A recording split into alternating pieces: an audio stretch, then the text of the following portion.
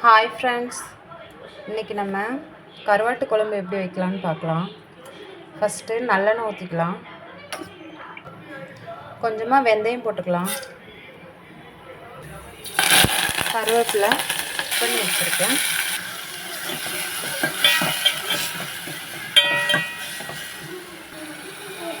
ஒரே ஒரு தக்காளி கட் பண்ணி வச்சுருக்கேன், அதையும் சேர்த்துக்கலாம். இப்போ ஒரு பாத்திரத்தில் தேவையான குழம்பு பொடி, குழம்புக்கு தேவையான புளி கரைச்சி ஊற்றிக்கோங்க. புளி கரைச்சி இதில் ஊற்றி வச்சுக்கோங்க. உங்களுக்கு எவ்வளோ தண்ணி வேணுமோ அவ்வளோ வச்சுக்கோங்க. கொஞ்சமாக கருவேப்பிலை பிச்சு போட்டுக்கோங்க. மஞ்சள் பொடி, 3 பச்சை மிளகாய் கிள்ளி போட்டுக்கோங்க. இப்போ நம்ம அந்த கரைச்சி வச்சுருக்க மசாலா தண்ணியை அப்படியே ஊற்றிடலாம்.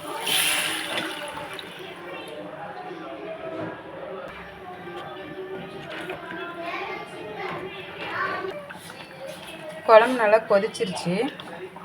இப்போ நான் வந்து துண்டு கருவாடு க்ளீன் பண்ணி வச்சுருக்கேன், இதை போட்டுடலாம்.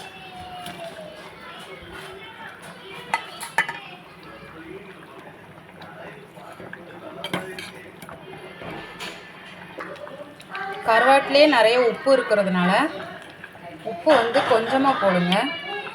எவ்வளோ தேவையோ அவ்வளோ போட்டுக்கோங்க. கொஞ்சமாக நல்லெண்ணெய் ஊற்றிக்கோங்க. குழம்பு ரெடி ஆயிடுச்சு. இப்போ நம்ம தாளித்து ஊற்றிடலாம். கொஞ்சமாக நல்லெண்ணெய், கடுகு, வெந்தயம், கருவேப்பிலை,